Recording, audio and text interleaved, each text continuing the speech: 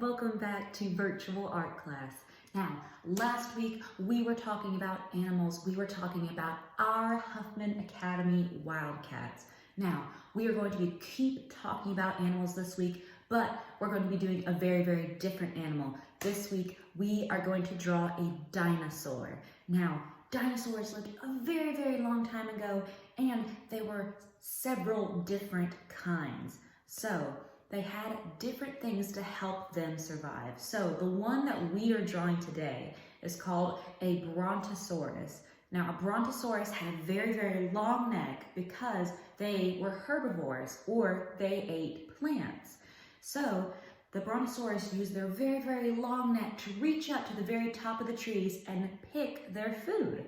So dinosaurs had different things to help them survive depending on what they ate and where they lived, okay? So we are going to be drawing our own long neck or our own Brontosaurus today, okay? Let's get started. You will need a pencil, paper, and something to color with, as always. I have my paper in front of me right now, so you just follow what I do, okay? All right, so the first thing we're going to do with this animal is a Brontosaurus had a very long neck and a very long tail, but we are actually going to be starting off with the body today rather than the head last week. So here's what we're going to do. In the very middle of our paper, I want you to draw a very big circle for the body. Now, this particular dinosaur was very, very large and very, very tall. So they did need a very, very big body.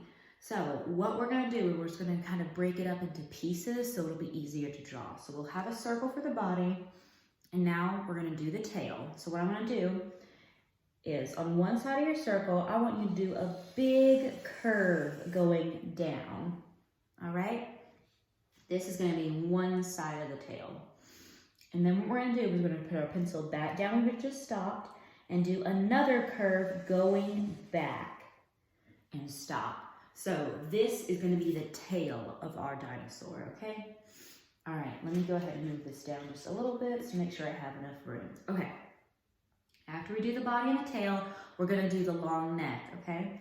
So, on the other side where the tail is, on the top, I want us to draw a very big curve, going this way. So, what's going to end up happening is the tail is kind of pointing down this way, and the neck has to be on the top of the body, okay? All right. Once we have that first big curve, I'm going to put a little circle at the end. And this is going to be the head, okay? So I'll put a circle at the end of this very big line. So this will be the head, and we need to draw the other side of the neck. So I'm going to go down, and I'm going to have another big curve coming all the way back. And so the neck is done. Okay. Now, we can go ahead and add an eyes and a mouth if we want to. So I'm going to go up to our top little circle right here, and I can add 2 eyes and a big mouth. I'm going to give him a big smile. Okay, so now our Brontosaurus has their long tail, their long neck, and their little head up top. Now, we do need to go ahead and draw all 4 legs. So what I'm going to do is I'm going to go down here to the bottom of the circle, and I'm going to do 1, 2 straight lines right next to each other. And this is going to be one of the legs. After we do these 2 straight lines, you're going to connect them at the bottom. And now we've got one of his legs done. All right. And I'm going to go back towards the tail, and I'm going to do another 1, 2 straight lines and connect them at the bottom. All right, this is kind of the same way we did our wildcat last week, if you can remember. We kind of had to break the legs up into sections. So what I want to do is we only have 2, we need to add 2 more legs. So I'm going to go ahead and add, I have a little bit more space here and here. So 1, 2, connect. I'm going to make these last 2 legs a little bit smaller so it looks like they're on the other side, just like we did with our wildcat, okay? All right, I'm going to add 1 more, 1, 2, and connect. Okay, So now it looks like we have all 4 legs on our Brontosaurus. Now, these back 2 legs that are on the other side are a little bit smaller because they're farther away, okay? So one thing that we've learned about space is that whatever is closest to you is bigger, and things that are farther away look smaller. See how right now in the camera, this hand that is closer looks bigger than this hand that's way, way behind. But we know that if I hold them right next to each other, they are the same size. This is the same thing with the legs. Whatever leg is closer appears bigger, and whatever leg is farther away looks a little bit smaller, okay? All right, after we do that, we can add details to our dinosaur. If you want to add spots, stripes, you can make it look like a crazy dinosaur if you want to. I think I'll add some big circles or some big spots on the back. Now, it doesn't matter what color or what pattern you add to your dinosaur, because it can look like however you want to.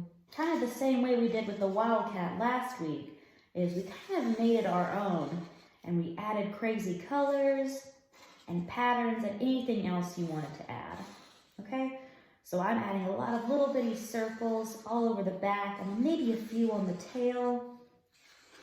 And maybe I want to add a couple on the neck.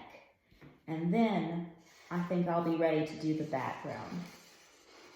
Now, the background of where these dinosaurs lived kind of depended on where they were, but I think for where we are going to draw some mountains or some volcanoes in the background, okay? So, once you add the details to your dinosaur, what we're going to do is I'm going to go towards the bottom, and I'm going to add some grass at the bottom, going behind it, so it looks like he's standing inside the grass. All right, now if I wanted to add some mountains behind him, what I would do is I would go behind our dinosaur, and I would go up, down. Oh, we got to stop when we get to the actual dinosaur. Up, down. I'm going to jump over. I'm going to go all the way down here. Maybe I want to add some little snow on the top of my mountains. Now, our mountains in the back are pretty much just big curves, okay? You can add a sun and some clouds if you want to, okay? But I am going to stop here because it is time to color. So I'll hold my Brontosaurus up so we can see it a little bit better. So there he is. His neck is pointing this way, his tail, and we've got all 4 legs and some big mountains in the background. All right, now it is time to color. So I'm gonna hop off camera for a second. I'll color him in, and then we will be back for the big reveal, okay? I'm finally done coloring in my Brontosaurus dinosaur. All right, drum roll for the big reveal. Yay! Okay, so there he is, nice and tall, looking beautiful. I gave him some mountains in the background. Now I colored him orange.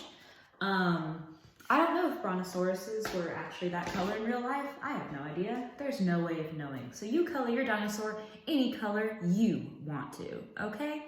All right, that is all I have for today. So once you have finished your Brontosaurus dinosaur, remember to take a picture of it and to post it on Schoology so that I can see it, okay?